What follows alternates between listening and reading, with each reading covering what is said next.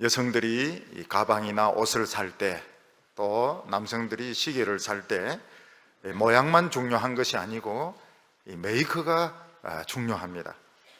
똑같이 생겼지만 이 메이커가 브랜드가 있느냐 없느냐 하는 데 따라서 가격 차이가 엄청나게 달라지게 되고, 또 메이커가 있는 데서 만들었다 하더라도 조그만이라도 흠이 있고 하자가 있으면 당장 가서 이것을 바꿔야 됩니다. 왜냐하면 기분의 차이가 또 엄청나고, 또 수명이, 가방의 수명도 이 메이커나 메이커 없는 가구는 엄청나게 달라지기 때문에 기분도 다르고 수명도 다르고 품질도 다르기 때문에 메이커가 중요한 것입니다. 중국이나 이 한국 요즘도 있는지 모르겠지만 유명 메이커 가방이나 옷과 똑같이 생긴 물건을 만드는 데가 있었습니다. 근데 사람들은 그 가치를 인정을 안 합니다. 짝퉁이다 이래가지고 전혀 인정을 안 하고, 또 경찰이 그런 거 만드는 사람 잡아갑니다. 또 밀수해가지고 오다가 걸리면 어떻게 됩니까? 산더미같이 쌓아놓고 불 질러가지고 다 태워버립니다. 그 이유가 무엇인가 하면 진짜가 아니면 가치가 없기 때문에, 그런 물건들이 자꾸 들어오면 안 되기 때문에 그걸 물건을 압수하고 불태워버리고 부수어버리는 것입니다. 그런데 사람들이 이 복음에 있어서 진품과 가짜는 영 구별하지 못하는 것을 보게 됩니다. 이 짝퉁인데 구름대같이 몰려가가지고 사람들이 은혜 받기도 하고 헌금도 많이 바치고 또 충성도 하는 것을 보면 참 놀라게 됩니다. 복음은 언제부터 짝퉁인가 하면 이물질이 0.01% 섞이면 그때부터 이건 짝퉁인 것입니다. 99.99%가 진품이라도 조금 불순물 섞이면 가치가, 이거는 인정을 못 받습니다. 뭣도 모르는 사람들이 교회가 거기 막 몰려가가지고 헌금하고 은혜 받고 충성하고 난리를 치지만 하나님 앞에서는 가치가 제로입니다. 제로. 근데 초대교회 때는 이 진품과 가짜를 구별하려고 애를 많이 썼던 것 같아요. 왜냐하면 이 복음에 있어서 진짜와 가짜는 폭발력에서 엄청난 차이가 있기 때문입니다. 복음은 폭탄입니다. 폭탄. 근데 약간 이물질이 섞여도 폭발력이 있습니다. 더 큰 폭발이 일어날 수 있습니다. 근데 냄새가 안 좋아요. 냄새가 좀 안 좋고 끝의 결과가 항상 나쁩니다. 그리고 하나님 앞에 가면 어떻게 됩니까? 가치가 제로입니다. 전혀 가치를 이 세상에서는 폭발적인 부흥과 폭발적인 성장으로 세계에서 유명한 사람이 되는데도 불구하고 하나님 앞에서는 이게 인정이 전혀 안 돼요. 근데 이게 복음적인 분들은 구별이 된다는 겁니다. 들어보면 이게 뭐 아닌 것 같아요. 뭐가 이게 아닌 것 같아요. 그리고 싫어요. 따라가기가 싫어요. 근데 그걸 구별 못하는 사람들이 굉장히 많습니다. 구름대같이 몰려가는 것입니다. 얼마 전에 세계적인 부흥을 일으켰던 빌리 그레함 목사님이 99세로 돌아가셨습니다. 근데 그분에 대한 평가를 저는 굉장히 조심스럽게, 언급을 일체 안 했습니다. 일체 안 하고 신문에도 뭐 몇몇 사람들만 그분에 대해서 이야기하고 대체적으로 그렇게 대단하지가 않았습니다. 그 이유가 왜 그런가? 저는 좀 시간이 필요했습니다. 저는 좀 생각하는데 시간이 필요했습니다. 이분이 1973년도라고 생각되는데 여의도 광장에 와가지고 근 100만 명입니다. 100만 명이 모여가지고 우리가 설교 말씀을 듣고 있는데 진짜 부흥이 일어났어요. 진짜. 그때는 요즘 같은 이런 이벤트 같은 게 없었습니다. 뭐 부활절 연합 예배라든지 이런 거 하면 이벤트 이런 거 없었어요. 그냥 그 무슨 가마떼기 같은 거 펴놓고 교인들이 그냥 쫙 앉아 그냥 찬송 부르고, 박수는 쳤는지 안 쳤는지 기억을 못 하겠어요. 박수를 쳤는지 안 쳤는지 모르겠어요.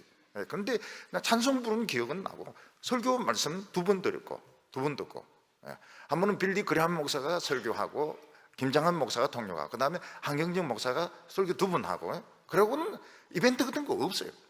그리고 한국교회가 폭발적으로 부흥을 했습니다. 그때부터 폭발적으로 부흥을 했습니다. 근데 영국의 또 보험적인 분들의 이야기는 달라요. 영국에서 이분이 집회를 할 때는 순수하지가 않았던 것입니다. 천주교도 개입되고 자유주의자도 개입되고, 이런 흥행의 이런 요소, 엔터테인먼트 요소도 개입되고, 그때 영국이 어땠는가 하면 복음주의하고 자유주의하고 굉장히 치열한 싸움이 있었습니다. 그런데 이분은 복음적으로 하자, 근데 안 하겠다는 거예요. 안 하겠다는 거예요. 그래서 제가 굉장히 이분에 대해서 생각에 있어서 좀 시간이 좀 필요했습니다.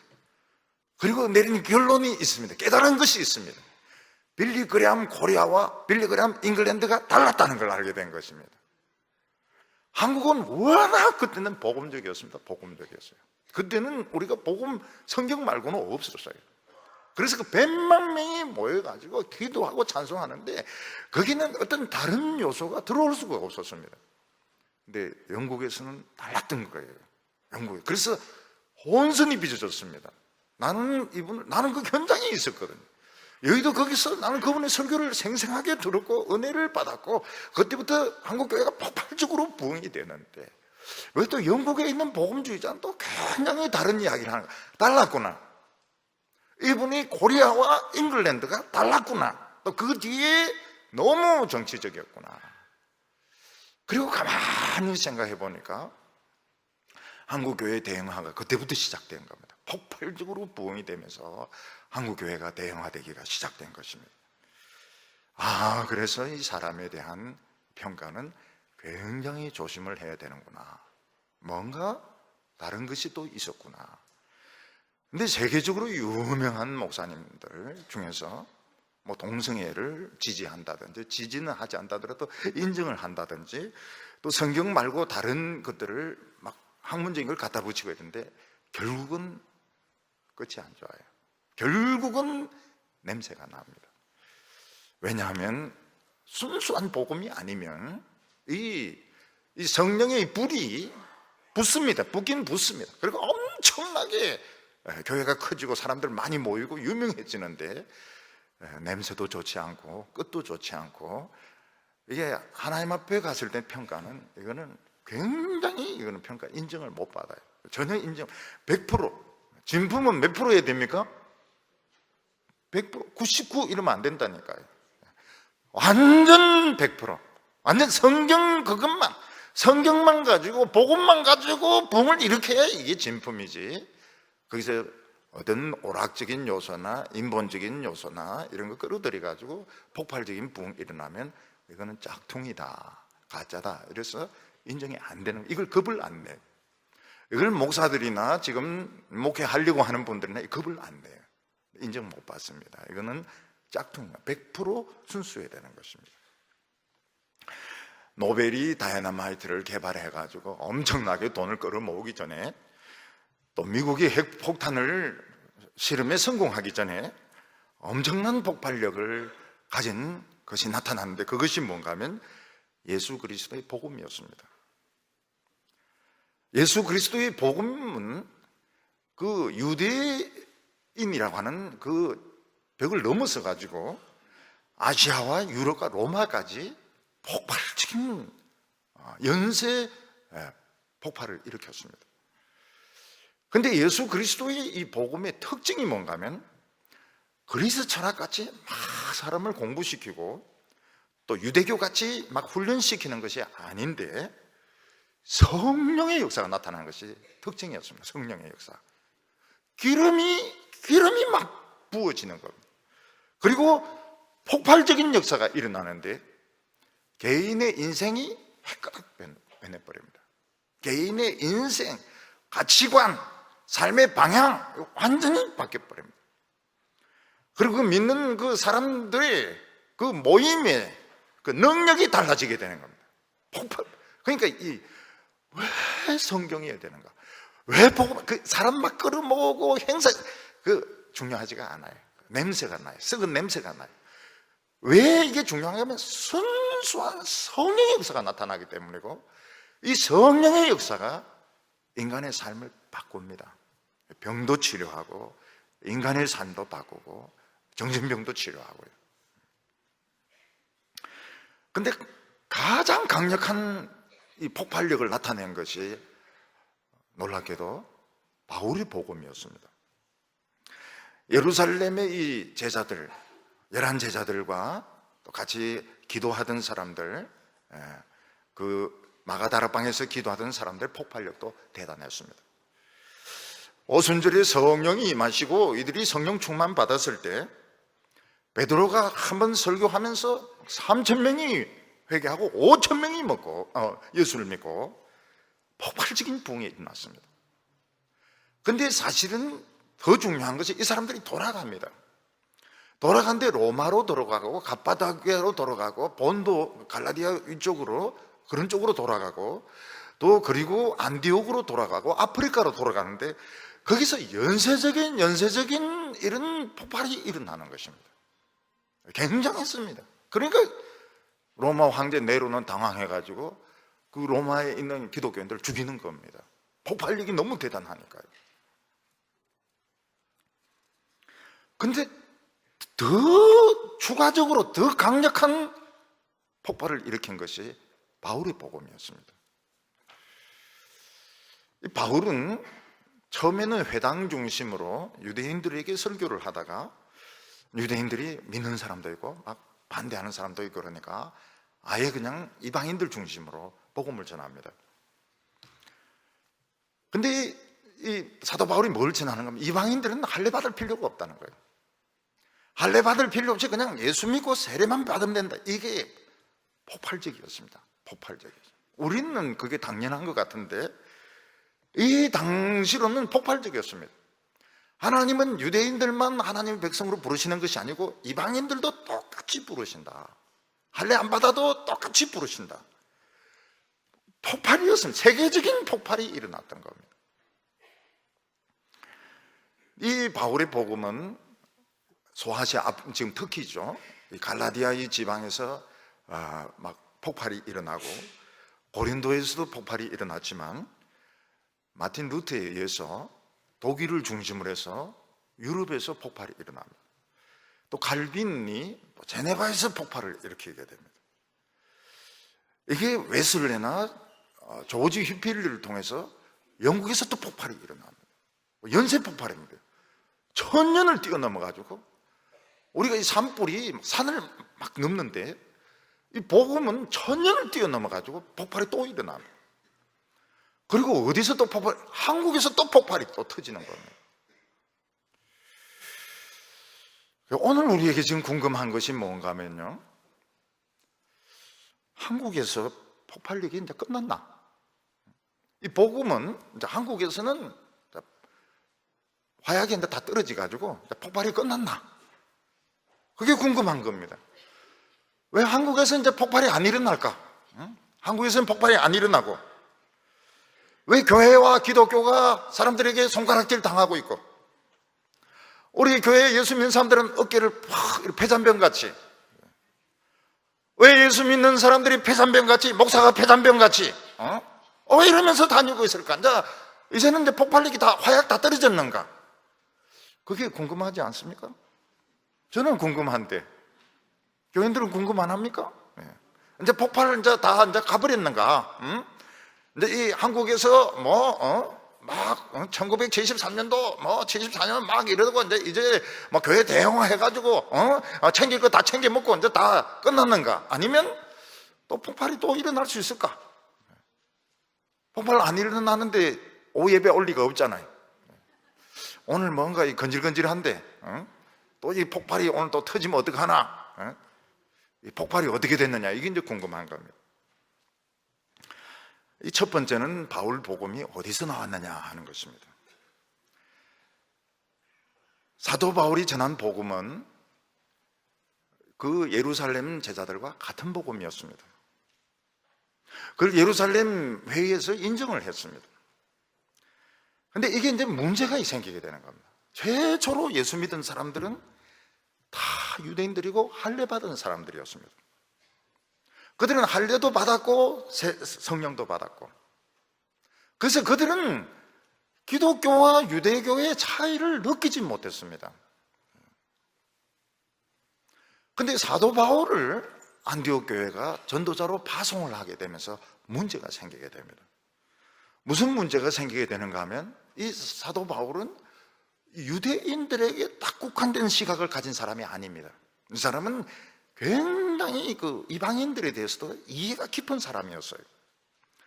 그러니까 많은 헬라인들, 많은 바바리안들은 그 이방인들 말, 야만족, 사실은 이제 게르만족을 말하는데 지금 그까지는 안 갔습니다. 근데 그 북쪽에는 또 있었어요. 근데 이런 사람들이 아주 많이 폭발적으로 예수를 믿는데 할례를 다 안 받은 것입니다. 그때 사도 바울이 뭐라고 가르치는가 하면 할례 받을 필요가 없다는 겁니다. 또 더 나가서 할례 받으면 안 된다는 겁니다. 할례 받을 필요 없이 예수 그리스도를 믿고 세례 받으면 복음 하나님의 백성으로 충분하다. 이게요, 쇼킹한 것이었습니다. 쇼킹한 것이고, 이게 이방인들에게는 폭발적인 것입니다. 폭발을 일으킨 것입니다. 그런데 많은 전도자들은 거의 대개가 그 할례 받은 유대인들이거든요. 이런 식으로 쉽게 예수 믿는다면 예수 믿는 거 웃기는 거 아니냐, 영성이 너무 떨어지는 거 아닐까. 이방인들이 할례도 안 받고 율법도 안 배우고 그냥 세례만 받고 예수 믿으면 질이 너무 떨어지는 거 아닌가. 그리고 유대인들에게 있어서 할례나 율법은 자기들의 생명보다 더 중요한 겁니다. 근데 같은 유대인으로서 할례를 부정한다, 율법을 부정한다, 말도 안 되는 것입니다. 그래서 같은 전도자들 중에서, 같은 복음을 전하는 전도자들 중에서 사도 바울의 가르침은 순수한 주님의 가르침이 아니다, 이걸 이야기하는 사람들이 많았던 것입니다. 사도 바울의 복음은 자기가 생각해낸 거든지 아니면 어떤 사람으로부터 전수받은 것이지 우리 주님의 가르침이 아니다, 그렇게 주장하는 사람들이 많이 있었던 겁니다. 그 중요한 이유가 뭔가 하면 사도 바울은 예수님 살았을 때 배운 적이 없다는 겁니다. 산상설교하고 예수님께서 갈릴리 호수에서 가르칠 때 그건 그냥 예수의 예자도 모르는 사람이었다는 것입니다. 그리고 그가 가르치는 것은 우리 정통적인 가르침하고 근본적으로 다르다. 그래서 바울의 복음은 우리 주님이 가르치신 것이 아니다, 그렇게 주장하는 사람이 있었습니다. 만약 주님이 가르치신 것이 아니라면 이 부흥은 가짜 부흥이 되는 겁니다. 가짜 부흥이 돼요. 그리고 이 전도자들이 실제로 갈라디아 지역을 다니면서 그걸 막 설득을 했습니다. 할례 받아야 된다고. 그래서 할례를 많이 받았어요. 그런데 놀라운 것이 뭔가 하면 이런 논쟁이 붙으면서 갈라디아 전체 부흥의 불이 다 꺼져버린 겁니다. 우리는 사실은 한국 교회에서도 이걸 많이 경험하고 저도 많이 봅니다. 교회에 막 부흥의 불이 붙어가지고 교인들이 전도회가 옵니다. 또 신천자들도 막 옵니다. 그러면서 이제 무슨 시비가 붙습니다. 무슨 시비가 붙으면서 갑자기 부흥이 싹 꺼져버립니다. 굉장히 냉랭해져 버려요. 사람 사는 집에 가면 뭐가 느껴집니까? 온기가 느껴져야 됩니다. 뭐가 따뜻해야 돼요. 따뜻한 불기가 있어야 되고요, 온기가 느껴져야 되고요, 좀 사람 사는 이런 느낌이 있어야 됩니다. 근데 오랫동안 사람이 살지 않던 그런 집에 들어가 보면 어떻습니까? 벌써 냉기가 올라와요. 뭐 방바닥이나 선반이나 그게 먼지가 자욱하게 앉아있고 냉기가 막 뼛속까지 들어오는데 이 사람이 안 살았다는 것을 알게 됩니다. 거기 이제 사람이 있으려고 하면 불부터 먼저 떼야 됩니다. 불부터 떼야지 추워서 있을 수가 없어요. 여러분, 교회가 죄송합니다만 절이나 성당이나 다른 종교단체하고 다른 점이 뭘까요? 불기가 있는 겁니다. 불기가 따뜻함이 있어요. 예배 의식이 거창하고 거기서 뭐가 유명한 사람들이 있고 그거는 중요한 것이 아니고요. 교회가 따뜻해야 돼. 따뜻한 온기가 있어야 되고 기쁨이 있어야 되고 사람이 오면은 환영하는 이런 웃으면서 맞이해주는 이게 있기 때문에, 따뜻한 게 있기 때문에 사람의 마음이 끌리는 겁니다. 그런데 사실은 오랫동안 신앙생활을 했던 교회들, 특히 오래되고 유명한 교회들 중에서 정말 불기가 없는 교회들이 많이 있습니다. 불을 빼버린 거예요. 언제부턴가 불을 빼버린 겁니다. 그러면 예배 드릴 때 어떤 모습으로 앉아 있습니까? 돌부처같이 앉아 있어요. 딱 앉아가지고 앞을 쳐다보는지 째려보는지는 잘 모르겠지만은 막 돌부처같이 딱 이렇게 앉아가지고 찬송도 들리는지 안 들리는지 잘 모르겠고 설교도 뜨거우면 큰일 납니다. 뜨거우면 싫어요. 찬송도 뜨거우면 싫어요. 찬송도 박수도 안 치고 말이죠. 그리고 그냥 돌부처같이 그냥 앉아있다가 그냥 종교 의식으로 만족하는 데가 의외로 많이, 아주 맹맹합니다. 맹맹해요. 설교 시간에 그분이 묵상에 빠지는지 조는지 뭔지 구별할 수가 없어요. 듣는지 안 듣는지 몰라요. 그런데 감정을 딱 표현할 때가 있습니다. 언제입니까? 설교 5분 길어졌을 때 분노가 폭발합니다. 계단 내려오면서 욕이란 욕은 저 인간이 5분이나 더 설교를 끄는 거 있지 이러면서 막 분노를 터뜨리면서 내려옵니다. 그러니까 설교를 시작하자마자 빨리 마치는 게 좋은 거죠. 헌금 빨리 걷고 빨리 마치는 게 좋은 겁니다. 이 냉랭한 분위기에 무엇을 말합니까? 죽은 거예요. 복음이 죽은 생길 게 없어요. 이미 죽은 엄마 붙들고 흔들고 죽은 애 붙들고 흔들어 봐야 눈 안 뜹니다. 그래서 사람들이 천주교를 욕하면 안 된다, 다종교를, 그 말이 맞아요. 왜? 같이 냉랭한데 욕할 게 뭐 있습니까? 다른 데 같이 냉랭한데 욕할 거 아무것도 없어요. 똑같은데 이 사도 바울을 의심하고 사도 바울을 반대하던 사람들의 의도가 나쁜 건 아닙니다.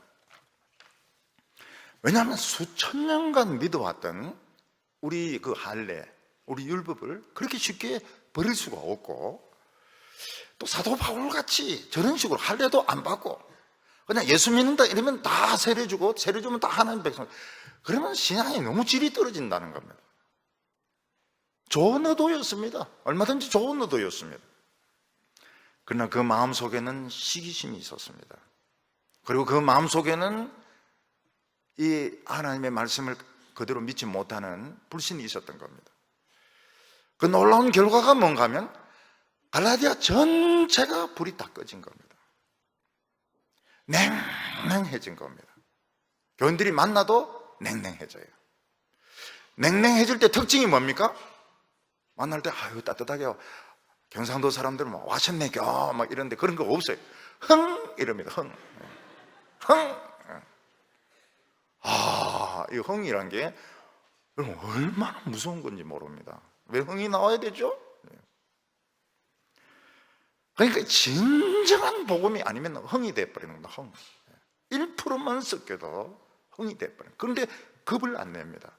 목사나 신학자나 교인들이나 장로들이나 어떤 행사를 주관하는 사람 겁을 안 내요. 왜냐하면 눈에 보이는 효과가 엄청나요. 불은 붙거든요. 불은 붙고 사람들은 꾸역꾸역 모여들고 헌금은 들어오거든요.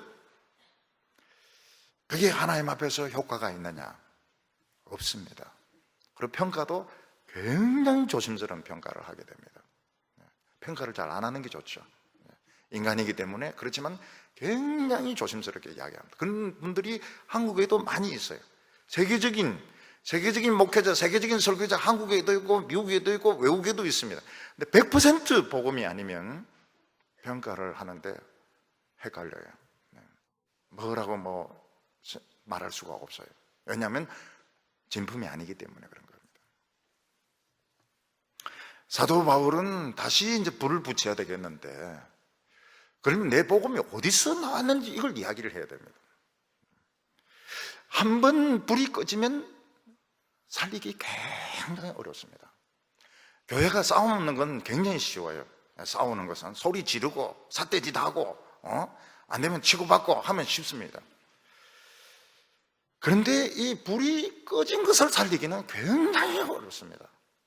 다시 교회를 옛날같이 그 계단 하나하나를 사랑하고요, 의자 하나하나를 사랑하고요, 예배 시간 하나하나를 찬양대 그 노래 부를 때마다 은혜 받고 대원들 한 명 한 명 사랑하고, 그렇게 되기 굉장히 어려워요. 한번 불 꺼져 버리면요. 그걸 뭐라고 말하는가 하면 시험에 빠졌다, 그렇게 이야기합니다. 우리 개인도 말이죠, 처음 믿는 청년들이나 이런 분들은 막 선교학교 하면 막 달려가지고 막 배우고, 먼 데까지 가서도 배우고, 기도 모임 있으면 와서 막 기도하고 이럽니다. 그러다가 이제 싸우는 걸 한번 본다든지, 분명히 이거는 복음이 아닌데 복음 아닌 가지고 막 주장하고 떼쓰고 이러면은 딴 거는 상관이 없어요. 불이 탁 꺼져버립니다. 교회 오긴 와요. 오긴 오지만 옛날 같은 그런 열정이 없습니다. 안 살아납니다. 살아라 하는데 안 살아나요. 그 속에 불신이 들어있고 시기심이 들어있었던 겁니다.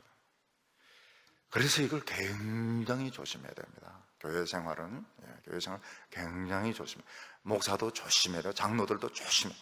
불을 꺼뜨리면 이거 살리기 어려워요. 100년 갑니다. 100년 넘게 냉랭한 게 가요. 제가 지방에 어떤 교회를 가는데요, 얼마나 냉랭한지요, 예배 시간이 아닌데도 느끼겠어요. 얼마나 냉랭한지. 진짜 부서지고 있었습니다. 근데 거기 팻말을 보니까 100년 전에 순교자가 있는 교회였습니다. 야, 이 순교자가 있는 교회가 이거 어떻게 이럴 수가 있냐? 누가 이게 불 꺼버렸냐? 여러분이 유명해지고 영향력이 있으면 포용주의로 나가게 됩니다. 성경만 붙들기 굉장히 힘들어요. 왜냐하면 벌써 편협한 느낌이 들거든요. 그래서 벌써 따돌림을 당합니다. 따돌림을 당해요. 연합해서 하고 이러면은 막 딴시나 가지고 막 밀어붙이고 주장하고 이래야 사람들이 막 박수치고 이러지, 막 성경만 가지고 이야기하고 이렇게 하면 벌써 취급을 못 받습니다. 그래서 이제 유명하게 되고 규모가 커지게 되면 포용주의로 나가게 되고, 결국 이제 다양한 의견을 다 이야기하게 하는 겁니다. 근데 문제가 뭔가 하면 기름이 순수하지가 않아요. 냄새가 나기 시작합니다. 그리고 불이 꺼져버립니다. 처음에는 됩니다. 몇 년은 돼요. 그렇지만 한 3, 4년 지나면 벌써 사람들이 안 옵니다. 벌써 알아요, 교인들이. 가봐야 재미도 없고, 쓸데없는 소리만 자꾸 하고 돈 내라는 소리만 하고 사람들이 안 오기 시작합니다. 그러면 막 또 인간적인 머리를 막 굴립니다. 그러면 교인들도 더 머리를 굴려서 더 안 오게 되는 겁니다. 11절과 12절 보면, 형제들아 내가 너희에게 알게 하노니 내가 전한 복음은 사람의 뜻을 따라 된 것이 아니니라. 이는 내가 사람에게서 받은 것도 아니요 배운 것도 아니요 오직 예수 그리스도의 계시로 말미암은 것이라. 사도 바울이 뭐라고 부르고 있습니까? 형제들아 이렇게 부르고 있습니다. 보통 사람들은 좀 미운 사람이 있으면 뭐라고 부릅니까? 이 원수야 이렇게 부르는데, 사도 바울은 불이 꺼진 것은 꺼진 것이고, 근데 같이 우리가 이걸 이제 이렇게 해야 되기 때문에 형제들이다 이렇게 부르고 있습니다. 옛날에 저희들이 가난했을 때 이제 연탄불을 피우지 않습니까? 그 당분이 있습니다. 이 당분은 밖에 무슨 일이 있어도 들어와서 연탄불을 갈아야 됩니다. 자다가도 갈아야 됩니다. 당분이 있는데, 그런데 누군가 이 약속을 안 지키는 거예요. 그래서 불을 꺼뜨렸을 때 그때 막 서로 원망하고, 이 인간아, 이 원수야, 이 아무리 해봐야 불이 살아납니까? 꺼진 연탄불이 살아납니까? 참 이거 아무것도 안 되는 겁니다. 이게 죽도 끓일 수도 없고 여기 수제비도 할 수도 없고 말이죠. 번개탄이 나오면 훨씬 뒤의 이야기입니다. 번개탄이 나오기 전에는 불 붙이려면 어떻게 됩니까? 새카만 거 하나 주고 반쯤 탄 걸 얻어와야 됩니다. 교환이 그렇게 되는 거예요. 불 붙은 거 거의 그냥 3분의 2쯤 탄 거 하고 새 거 새카만 거 아까운 거 주고 그 불을 받아야 되는 겁니다. 그렇지 않으면 저 나무하고 종이하고 한참 붙여야 됩니다. 그 연기 맡아가면서 그 불 붙어라 그게 뭡니까? 실컷 놀았던 죄를 갚아야 되는 겁니다. 근데 이 교회는 참 불붙기가 어려워요. 평신도 하고 목회를 해보면은 평신도들은 그냥 사도행전처럼 우리 사도행 행전적인 교회가 되자, 사도행전 몇 장 몇 절 모이고 힘쓰고 기도하고 됩니까? 안 돼요.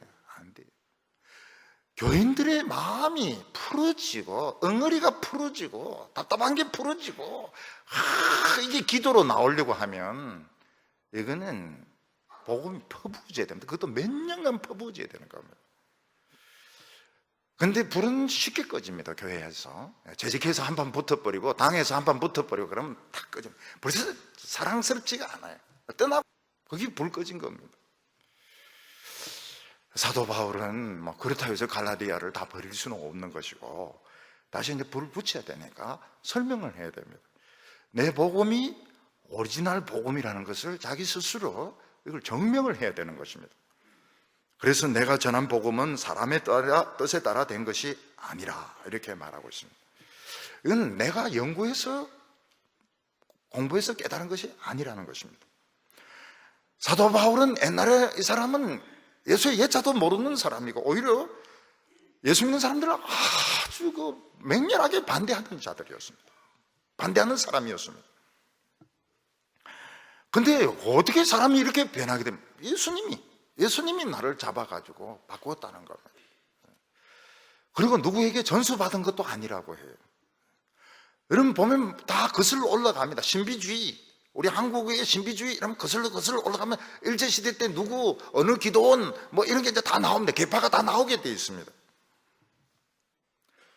사도 바울은 자기 이 복음은 어떤 사람으로부터 전수받은 것이 아니라고 말하고 있습니다. 예수 그리스도의 계시고 예수님이 직접 나에게 1대1로 가르쳐 주신 것이다 이렇게 말씀하고 있습니다. 왜 사도 바울이 이걸 굉장히 중요하게 나 이거 어디서 배운 거 아니다, 나 이거 어디서 배운 것도 아니고 사람에게서 전수받은 것도 아니고 예수님으로부터 직접 배운 거예요. 왜 이게 중요합니까? 그래야 그 성령의 역사가 진짜 성령의 역사거든요. 그래야 거기에 불이 붙거든요. 그래서 뭐 어떤 교단이고 어떤 신학교고 뭐 어떤 무슨 얼마나 큰 교회를 이렇게 중요하지 않습니다. 중요한 것은 교인들의 가슴에 순수한 불이 붙는 것이 중요한 것입니다. 하나님에 대한 신뢰, 전적인 신뢰, 하나님에 대한 전적인 신뢰.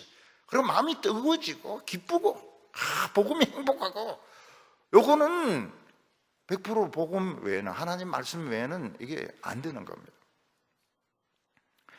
그런데 뭐가 섞이면 유사부흥이 나타나요. 유사부흥. 거기에 좀 다른 것이 섞이면 어디 폭발적인 부흥, 더 큰 폭발이 일어나요. 근데 광신적입니다. 믿는데 이게 예의가 없어요. 예의라고 하는 게 없어요. 그냥 시끄럽고 막 자기 하고 싶은 대로 다 하는 그런 부흥입니다. 광신주의적인 부흥. 아니면 사람을 그냥 끌어모으는 겁니다. 수단과 방법을 가리지 않고 헌금 내라 해가지고 크게 지고 사람들 막 끌어모으는 것입니다. 그렇지 않으면 또 엄청나게 어떤 지식 위주로 흐르기도 합니다. 이 불은 냄새가 안 좋아요. 인간을 굉장히 띄웁니다. 인간을 아주 예찬을 하고 인간의 기분이 싹 들도록 이렇게 만듭니다. 그리고 개인 숭배를 하게 하고요. 목회자를 거의 숭배하다시피 그렇게 만들고 분위기가 숭배하도록. 목사님이 입장하십니다. 다 일어서 주시기 바랍니다. 예수님이 들어오면 우리 뭐 무릎도 꿇고 막 엎드리기도 하죠. 근데 왜 그래야 될까? 그리고 나중에 결국은 지저분합니다. 지저분해. 무슨 돈 문제가 생기고 뭔가 깨끗하지가 않아요. 사도 바울은 내 복음은 100% 주님으로부터 배운 것이다. 나는 창작한 것이 아니고 어떤 다른 사람의 책에서 뺏긴 것도 아니고 어디 가서 세미나에서 배워온 것도 아니라고 말하고 있습니다. 왜 이게 중요한 겁니까? 그래야 이 성령의 역사가 100% 순수한 성령의 역사가 되고 100% 순수한 부흥이 되기 때문에 그런 것입니다. 오늘 두 번째로 그러면 사도 바울이 어떻게 주님의 계시를 받았을까 하는 것입니다. 예루살렘에 있는 제자들은 다 예수님 생전에 말씀을 배운 사람들입니다. 예수님으로부터 산상설교를 들었습니다. 예수님으로부터 그 씨 뿌리는 그 사람들 있는 그 옆에서 씨 뿌리는 비유를 들었습니다. 또 예수님이 부활하신 뒤에 40일 동안 예수님으로부터 천국에 대해서 많은 가르침을 받았던 사람들입니다. 근데 사도 바울은 어떤 사람입니까? 예수님이 살아 계셨을 때 없었던 사람입니다. 그 사람은 예수를 믿지도 않았고, 예수 부활은 이건 날조고 이건 미친 짓이고, 예수 믿는 사람들 잡아서 무엇을 했습니까? 예수를 안 믿는다는 고백을 강요했던 것입니다. 예수 안 믿는다 해라. 예수 부활했다는 건 거짓이라고 이야기해라. 그걸 강요하던 사람이 바울이었던 것입니다. 근데 예루살렘에서 벌써 도망을 많이 쳐가지고 지금 다메섹에 우글거리고 있다는 정보를 가지고 그 다메섹에 이제 잡으러 가는데 12시쯤 되었는데 환한 빛 가운데 예수님이 딱 나타나셨습니다.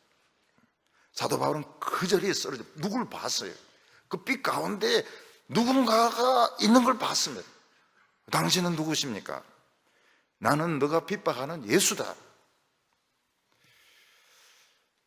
그때 이 청년 바울이 쇼크를 받습니다. 나는 이 예수 믿는 사람들 하는 것들 다 미친 인간들이 하는 거짓말인 줄 알았는데, 이 이단들이 지어낸 말로 알았는데 예수가 살아있단 말이죠. 살아있는 걸 자기 눈으로 본 거예요. 그리고 음성을 들었습니다. 나는 내가 핍박하는 예수다. 분명히 들었던 것입니다. 어떻게 이렇게 모를 수 있을까요? 그렇게 율법을 연구하고 강의를 듣고 그렇게 예배 의식에 참여하는데 어떻게 그렇게 모를 수 있을까요? 그렇게 까막 놀랄 수 있고 그렇게 엉터리로 알 수 있을까요? 그게 바로 영의 세계인 겁니다. 그게 바로 믿음의 세계인 것입니다. 제가 대학생 때 그때 이 귀신론이 한참 유행을 했습니다. 근데 그걸 이제 교회에서 그걸 많이 했어요. 교회에서 귀신 쫓아내는 걸 많이 했습니다. 근데 그때 저는 그 현장에서 그걸 다 봤어요. 봤는데 쇼킹했어요. 우리는 성경에서 예수님이 귀신하고 대화를 나누고 귀신을 막 쫓아내고 이게 성경에만 있는 줄 알았더니 그걸 실제로 하고 있는 겁니다. 쇼킹했어요. 근데 뭔가 이상했어요. 좀 시간이 필요했습니다. 뭔가 이 현상이 뭔지 이해를 하려고 하니까 그냥 싹 받아들이지가 않고 뭔가 좀 이상했어요. 뭔가 좀 시간이 필요했습니다. 나중에 이제 좀 생각을 많이 해보니까 물론 성경에도 그런 현상이 있지만 딴 것들이 들어있다는 걸 알게 되었습니다. 딴 것들이 어떤 동양적인 사상이라든지 약간 그 군중 심리라든지 우울증 증세 같은 것이 조금씩 들어있는 것을 알게 되었습니다. 그래서 이거는 순수하지 않구나, 이거는 순수한 복음이 아니구나, 그런 이제 제 속으로 정리를 하게 되었습니다. 나중에 그 추종자들이 엄청 많아지게 되었습니다. 몇십만 명이 되게 되었습니다. 지금 와서 깨닫는 것이 뭡니까? 그 불이 냄새나는 불이었구나. 그리고 끝이 안 좋구나. 끝이 안 좋아요. 지금 굉장히 좋지 못해요. 사도 바울은 나도 안 믿었다는 거예요. 나도 안 믿었는데 나는 이 예수쟁이들을 두드리 잡는 사람이었다는 겁니다. 근데 봤다는 거예요. 나는 예수님에게 받고 음성을 들었고, 그리고 그 다메섹 안으로 들어가서 그 기도를 받으라고 아나니아라는 사람 기도를 받으라고. 그러면서 너를 이방인의 전도자로 보내겠다고 자기 사명을 받았다는 것입니다. 그러면 사도 바울은 그때 예수님을 딱 만나고 모든 계시를 다 받았느냐? 근데 그게 사도 바울의 복음의 비밀입니다. 그걸 이제 풀어야 되는 겁니다. 폴라인 티올로지 이러면 사도 바울의 신학은 과연 어디서 왔나? 그러면 거기서 예수님을 딱 만나고 거기서 그냥 다 도통해 버렸느냐? 그건 아닙니다. 왜냐하면 바울의 복음은 굉장히 방대한 내용입니다. 방대한 내용입니다. 로마서만 해도 방대한 내용입니다. 이것도 사도 바울이 가르친 것을 요약한 것이라고 보고 있습니다. 굉장히 방대한 내용입니다. 바울이 아무리 천재라 하더라도 다메섹으로 가다가 쇼크 받고 팍 엎드러지고 들어가서 사흘간 금식하고 그리고 모든 계시를 다 받았다는 것은 불가능한 일입니다. 그러면 사도 바울은 언제 이 계시를 받았느냐? 언제 주님으로부터 1대1로 배웠느냐 하는 것입니다. 사도 바울은 이제 그 이야기를 합니다. 자기가 믿었던 게 틀렸다는 걸 알고는 바로 참 정직한 사람이에요. 이 사람이 굉장히 정직하고 솔직한 사람입니다. 그 다메섹에서부터 벌써 내가 옛날에 믿었던 것이 틀렸다. 나는 잘못 생각을 하고 있었다. 예수는 진짜 부활하셨다. 그걸 막 증거를 하니까 그 같이 왔던 일행들이 굉장히 거북해지게 되었습니다. 그래서 다메섹에 있는 그 관리들하고 짜가지고 죽이려고 했는 겁니다. 성문 내에서 잡아가지고 죽이기로 결정을 했던 겁니다. 근데 이걸 누가 알았는가 하면 그 다메섹에 있는 크리스천들, 아나니아와 그 일행들이 이걸 안 겁니다. 그래서 바울 청년에게 정보를 줍니다. 아무래도 늘 잡아 죽이려고 하는데 아깝다. 그래서 광주리로 날아 내려가지고 도망을 시킵니다. 도망을 어디로 가게 하는가 하면 아라비아로 가라고 합니다. 아라비아 사막으로 가라고 합니다.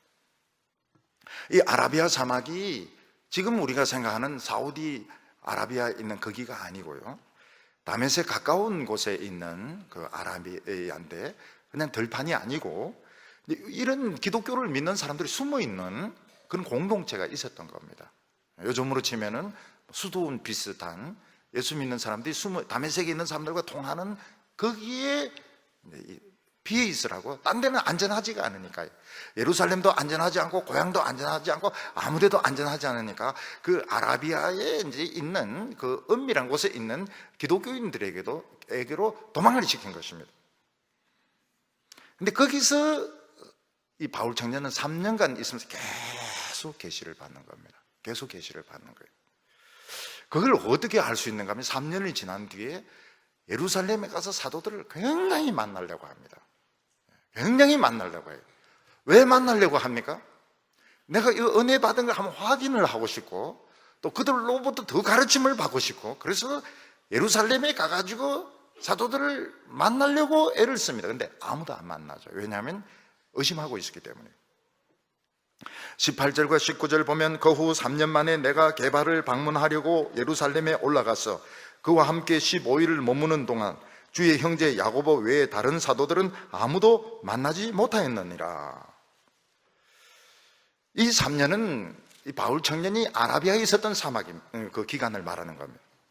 여러분 우리도 평신도들이 막 은혜 받고 성경 연구하고 또 조금씩 자기가 그 설교할 때가 있습니다. 평신도들이 설교할 때가 있어요. 그때 굉장히 그 어떤 좀 복음적인 이런 목사님들 만나고 싶어 합니다. 개인적인 이야기를 좀 나누고 싶고 좀 배우고 싶어요. 그리고 내가 지금 믿고 있는 것이 옳은 것인지 내가 또 가끔씩 설교하는 것이 맞는 것인지 확인하고 싶은 겁니다. 그러니까 이 청년 바울은 3년 동안 아라비아에 있으면서 계속 계시를 받았는데 이제 이게 맞는 건지 또 예루살렘 사도들로부터 더 배울 것이 있는 것인지 3년 뒤에 예루살렘에 올라가서 그 게바 베드로와 형제들을 만나려고 하는데 15일을 있는데 베드로와 야고보만 만나고 다른 사람들 아무도 못 만나. 안 만나주는 겁니다. 안 만나주고 그 15일도 무슨 자기가 믿는 것을 받은 계시를 이야기하고 사도로부터 배움을 받는 그런 시간은 전혀 가지지 못했던 거예요. 15일 있는 동안도 그런 시간이 전혀 없었던 것입니다. 그러니까 이해가 안 되는 거야. 나는 이 유명한 사도들, 이 게바라든지 야고보라든지 이런 사람 좀 만나가지고 내가 받은 이 계시도 좀 이야기도 하고 또 그들부터 좀 그 예수님이 가르쳐 주신 것도 좀 배우고 이러면 참 좋겠는데, 은혜를 나누면 참 좋겠는데 안 만나주는 겁니다. 안 만나지는 거예요. 그리고 15일 있는 동안도 그런 시간을 전혀 가지지 못해요. 이해가 안 되죠. 왜 안 만나질까? 좀 만나고 싶은데, 그런데 상황적으로 그게 허용이 안 되는 겁니다. 20절에 보면 보라 내가 너희에게 쓰는 것이 하나님 앞에 거짓말이 아니로다. 사도 바울은 맹세하고 이 거짓말 아니라는 겁니다. 나는 그러고 싶었다는 거예요. 나는 내가 계시도 이야기하고 싶고 배우고 싶었는데 정말 그런 시간이 안 주어졌다고 말하고 있습니다. 왜 이렇게 됐을까요? 그걸 사도 바울은 이해할 수가 없었습니다. 그런데 나중에 세월이 많이 지나고 난 뒤에 깨닫습니다. 주님이 원치 않았던 겁니다. 왜냐하면 예루살렘에 있는 베드로나 야고보는 그 유대인이라는 장벽이 너무너무 두터운 사람들이었습니다. 그들이 100% 복음을 가진 것은 사실입니다. 그들은 예수님으로부터 직접 배움을 받은 것은 사실입니다. 그렇지만 그들은 이 유대인이 이 선입견, 장벽이 너무 두터워서 예수님은 바울이 만나기를 원치 않았던 겁니다. 너는 그냥 너대로 있어라. 나는 너대로 너를 쓸 계획을 가지고 있는데 너 왜 자꾸 그쪽에 가서 확인을 받으려고 하고 왜 그쪽에 가서 자꾸 배우려고 하느냐. 오히려 그러면 더 너도 좁아진다. 그래서 환경적으로 만나지 못하게 했던 것입니다. 저도 이제 교회 생활하면서 참 답답할 때가 많았어요. 그때 우리나라에 참 유명한 이런 복음적인 목사님이나 이런 분들이 계셨습니다. 매번 배우러 가려고 했습니다. 배우러. 우리 목사님인데도 이야기했습니다. 내가 나와달라고. 내가 나와달라고. 나는 그거 가서 좀 배워야 된다고. 나는 지금 복음적인 것을 배우고 싶고 제자 훈련을 배우고 싶고. 근데 절대로 그런 기회가 생기지 않았습니다. 나중에 보니까 그게 다 장단점이 있더라고요. 다 장단점이 있다는 걸 알게 됐습니다. 그게 섭리로.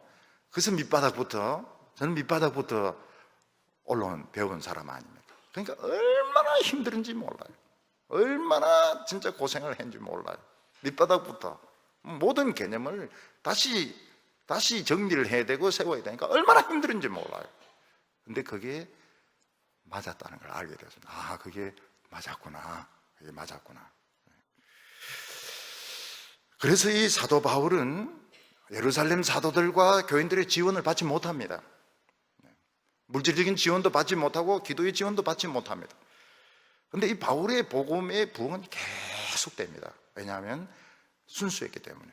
순수하고 깨끗하고 주님으로부터 직접 배운 거기 때문에 오래 계속되고, 설교할 때마다 부흥이 또 터집니다. 마틴 루터 또 터집니다. 존 칼빈 또 터집니다. 어거스틴 다 이 바울의 복음에 의해서 부흥이 터지고 또 터지고 또 터지는 겁니다. 오늘 세 번째로 하나님의 놀라운 섭리가 무엇이냐 하는 것입니다. 우리는 우리의 길을 모르지만 참 방향을 모르면서 우리는 막 걸어가고 있습니다. 근데 하나님께서는 우리의 삶을 인도하고 계세요. 그걸 뭐라고 말하는가 하면 섭리다 이렇게 말합니다. 15절에 그러나 내 어머니의 태로부터 나를 택정하시고 그의 은혜로 나를 부르신 이가 이렇게 말하고 있습니다. 사도 바울이 나중에 복음 전도자가 되고 난 뒤에 이제 거슬러 올라가 보니까 자기 그 어린 시절만이 아니고 어머니 뱃속에서부터 하나님이 나를 택하셨다 하는 걸 알게 되었던 것입니다. 어머니 뱃속에 있을 때부터 하나님께서는 나를 복음적으로 간섭하셨다는 것입니다. 구체적인 것은 알 수가 없습니다. 주님이 이 바울의 어머니에게 어떤 영향을 끼쳤는지 알 수가 없는데 바울은 뭐라고 내가 어머니 뱃속에 있을 때 벌써 주님은 택정하셨다는 것입니다. 거기서 우리가 알 수 있는 것이 뭔가 하면 이 바울의 어머니가 처녀 때 복음적인 그런 모임에 가서 배움을 받을 가능성이 있다는 겁니다. 그리고 임신했을 때 그런 모임에 가서 설교를 듣고 은혜를 받은 적이 있는 것 같다는 겁니다.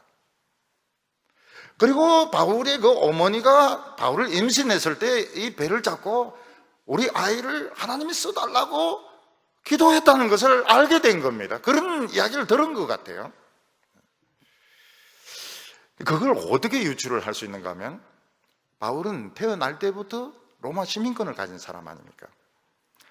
유대인들은 상술이 굉장히 뛰어납니다.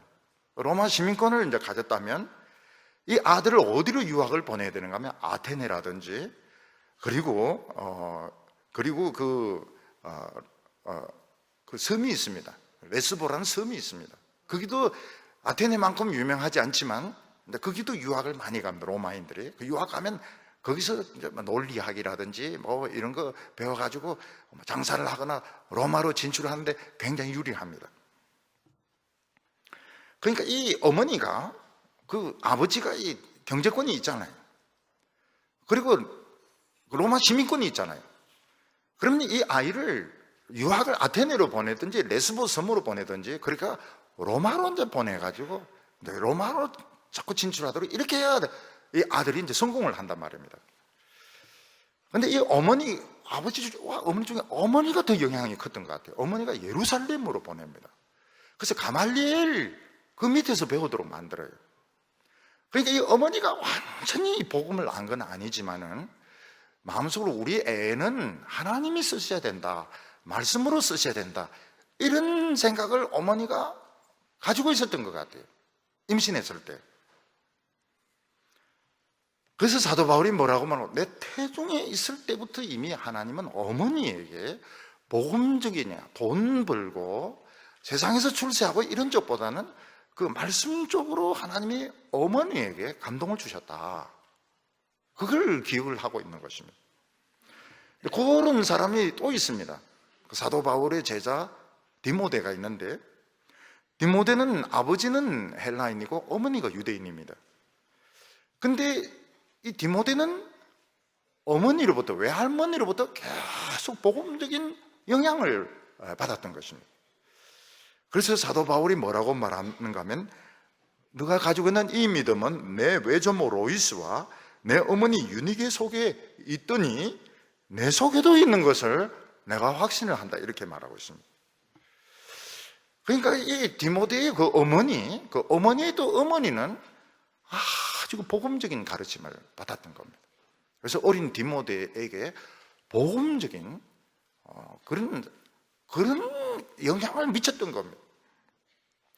그 디모데가 사도 바울의 설교를 들을 때 어떻게, 이거는 완전히 DNA가 맞는 거예요. 엄마 뱃속에 있을 때 엄마 자꾸 먹으면 애가 어떻게 된다고 그랬습니까? 애가 완전 나와서도 그걸 좋아한다고 그래요. 엄마가 뱃속에 아기를 임신해가 막 귤 막 먹으면 애가 나와서도 막 귤 귀신이 된다고 그래요. 엄마가 아기를 임신해가 막 생선 좋아하면 얘는 막 그다음에 막 생선이라면 사죽을 못 쓴다고 그래요. 그러니까 이 어머니도 어머니 뱃속에 있을 때 들은 게 이런 복음적인 이런 분들의 설교를 들은 거예요. 그러니까 디모데가 딱 사도 바울의 설교를 들을 때 빨려 들어가 버리는 겁니다. 그냥 본능적으로 빨려 들어가 버려요. 그냥 이게 뱃속에서부터 들었던 복음이니까요. 사도 바울은 어머니 뱃속에서부터 이미 복음으로 쬐었습니다. 하나님이 복음을 쬐어주셨어요. 그런데도 이 아들이 엘리트 정신과 오만함으로 그렇게 예수 믿는 사람들을 박해하고 못된 짓을 할 때도 주님은 그냥 조용히 옆에서 그냥 기다리고 계셨던 겁니다. 이게 이제 승리였던 겁니다. 13절과 14절 보면, 내가 이전에 유대교에 있을 때 행한 일을 너희가 들었거니와 하나님의 교회를 심히 박해하여 멸하고 내가 내 동족 중 여러 영갑자보다 유대교를 지나치게 믿어 내 조상의 전통에 대하여 더욱 열심히 있었으나, 여기서 이제 유대교라는 표현을 쓰고 있습니다. 처음 쓰고 있습니다. 유대교는 구약 이스라엘 신앙이 아닙니다. 유대교는 뭡니까? 구약 이스라엘 신앙이 말라서 죽은 것이 유대교입니다. 이런 것을 우리는 뭐라고 말하는가 하면 화석이라고 말합니다. 말라서 죽어버리면 외형은 남아있지만 안에 생명은 없습니다. 박물관에 가보면 곰, 멧돼지, 독수리 박제된 것이 있습니다. 꼭 살아있는 것 같아요. 그러나 죽었습니다. 왜냐하면 화석화되기 때문에. 안에는 보면 뭐 집 같은 거 이런 게 들어있습니다. 구약의 이스라엘 신앙이 죽으면 유대교가 되는 겁니다. 신약이 죽으니까 천주교가 되는 겁니다. 오늘 개신교가 말라 죽으니까 이제 뭐가 되는지 그건 이제 뒤에 다음에 후세대 사람들이 부를 겁니다. 뭐라고 부를지 몰라요. 근데 자꾸 종교개혁이 필요하다, 종교개혁이 필요하다 그렇게 이야기를 합니다. 마틴 루터가 천주교를 반대할 수밖에 없었던 것은 다 반대했던 것도 아닙니다. 그 일부에 대해서 반대할 수밖에 없었던 것은 죽은 신앙이었기 때문에. 죽었는데 왜 자꾸 살았다고 이야기하는 거예요? 좀 죽었는데 아닌데 왜 자꾸 믿으라고 하느냐 이거예요. 아무래도 이게 안 받아들여지는데. 16절에 보면 그가 그의 아들을 이방에 전하기 위하여 그를 내 속에 나타내시기를 기뻐하셨을 때에 내가 곧 혈육과 언언하지 아니하였고. 예수님은 이 바울이 이방인 전도를 위해서, 갈라디아와 고린도 같은 이방인 전도를 위해서 적임자라고 택하여 놓으셨던 것입니다. 왜냐하면 이 사도 바울은 예루살렘이나 유대에서 자란 사람이 아닙니다. 길리기아라고 해서 특히 그 다소 지역, 길리기아의 수도가 다소입니다. 그 다소에서 이방 지역에서 큰 거예요. 그러니까 이방 세계를 너무 잘 아는 겁니다. 이 헬라 말에 능통한 사람이고 이방 세계를 너무 잘 알아요. 그런데 이 예루살렘에 와가지고 랍비 교육을 받아요. 히브리 성경도 능통한 겁니다. 그래서 이 두 세계를, 헬라 세계와 유대 세계를 잘 해석할 수 있는 그런 능력을 가지고 있는 겁니다. 그걸 예수님이 그렇게 택하셨어요. 제가 미국에 갔을 때 한인교회죠. 한인교회에서 이제 설교하는데 옆방에서는 2세들이 리시버를 깨고 통역을 듣고 있습니다. 통역을.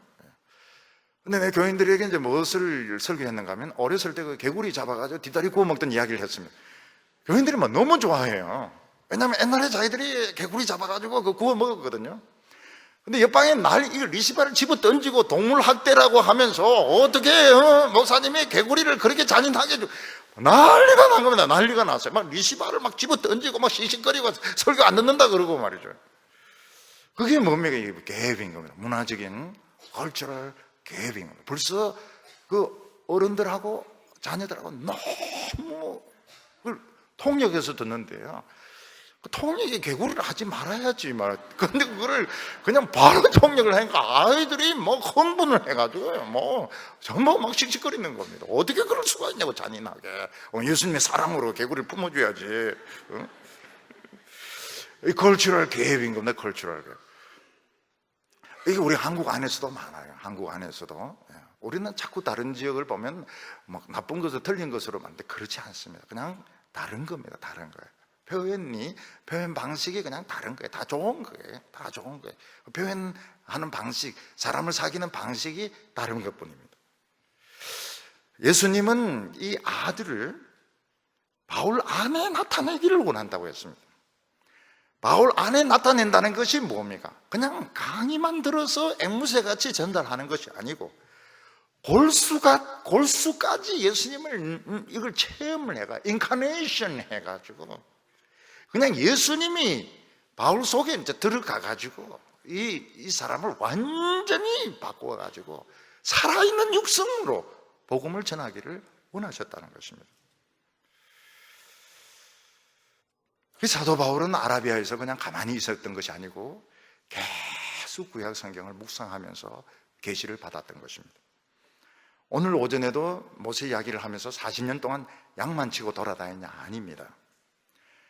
이 모세가 어렸을 때 어머니로부터 젖될 때까지 그 양육을 받지 않습니까? 어머니가 젖만 주겠습니까? 유대인들은 그 구전이 있습니다. 창세기를 다 외웁니다. 창세기를. 그 아기에게 대놓고 계속 태초에 하나님이 천지를 창조, 이게 다 외우는 내용들입니다. 바울이 모세가 이걸 생각해낸 것이 아니고 이 유대인들, 히브리인들은 이걸 싹 다 외웁니다. 50장을 다 외워요. 그걸 애에게 계속 이야기해 주면서 외우도록 만들었던 겁니다. 그걸 애기가 어떻게 외웁니까? 다 외웁니다. 우리 교회 유치부 아기들 보세요. 유치부 아기들 로마서 8장 다 외웁니다. 요한복음 뭐 다 외웁니다. 그래서 제가 늘 천재라고 이야기합니다. 천재라고. 이야, 그 아기들 무서워요. 아기들 무서워요. 참 무서워요. 한 장 빼놓고 다 외웁니다. 앞으로 뭐가 되려고 하는지 몰라요. 그러니까 이 모세가 어머니에게서 배우면서 젖 먹으면서 이걸 탈탈탈탈 외우더라고. 그럼 그 엄마가 젖 떼고 내버려 둡니까? 친구가 필요하다가 누굴 보내?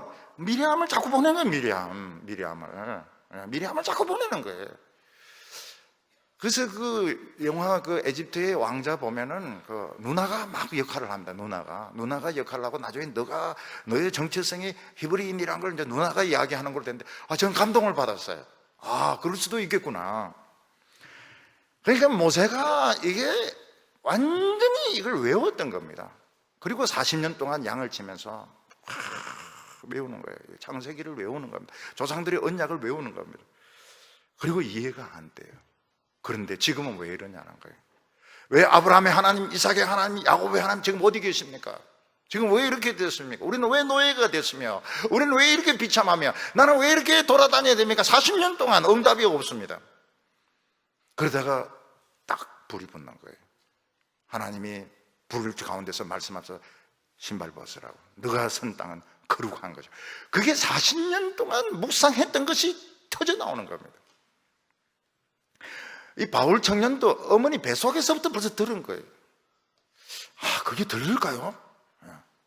어머니가 그 유명한 목사님들, 그 사도들 앞에 가서 듣는 게 이게 귀를 통해서 이 아기 태아에게 전달될까요? 이제 뭐 바로 들릴지 어떻게 들릴지 모르지만 애는 느끼는 겁니다. 이게 익숙한 노래. 저는 그 청소년기에 들었던 그 음악들 있지 않습니까? 음악들, 뭐 베토벤의 뭐 콘체르토 몇 번 정확하게 기억을 합니다. 그래서 딴 걸 듣고 싶지가 않아요. 누가 쳤느냐, 방글라이번이 친 거 그거 딴 사람 친 거 듣기가 싫어요. 그게 정확하게 새겨져 있습니다. 굉장히 무서워요 이게. 그래서 어릴 때 아이들, 그 어린이들이 뭐 금요일 와서 설교도 듣고 오후에도 설교, 이게 무서운 겁니다. 이게 무서운 인간들이에요. 이것들이 그냥 다 새긴. 그래서 크면서 뭐라고 말합니까? 아니야 이렇게 하고, 저 목사님은 틀렸어 이렇게 이야기합니다. 애들이 벌써 탁 그게 무서운 거예요. 어른들은 보면 이게 물도 아니고 술도 아니고 긴가민가 하고 뭐 그냥 좋은 게 좋다 했는데 애들은 벌써 탁 무서운 겁니다. 그러니까 이 청년 바울도 그 어릴 때 어머니 뱃속에서부터 들었던 거, 그리고 어머니가 이 복음적인 사람인 겁니다. 복음적인 사람. 그리고 너는 세상으로 가지 마라. 넌 세상으로 가지 말고 너는 하나님의 종이 돼야 되고 말씀의 종이 돼야 되고. 가말리엘에 유학 보낸 건 잘한 건 아닙니다. 근데 그때는 몰랐으니까요. 근데 이게 이제 예수님을 만나고 막 뒤죽박죽 됐더니 폭발을 하는 겁니다. 그리고 예수님께서 그것을 하나씩 새로 가르쳐 주셨던 겁니다. 사도 바울은 혈육과 의논하지 않았다 이렇게 말합니다. 보통 혈육은 이제 가족을 말하는데 이는 가족을 말하지 않습니다. 사람들이 투표하지 않았다는 것입니다. 보통 이 사도도 결혼이 되었을 때 사람이 투표했습니다. 그런데 이방인 사도는 투표한 적이 없습니다.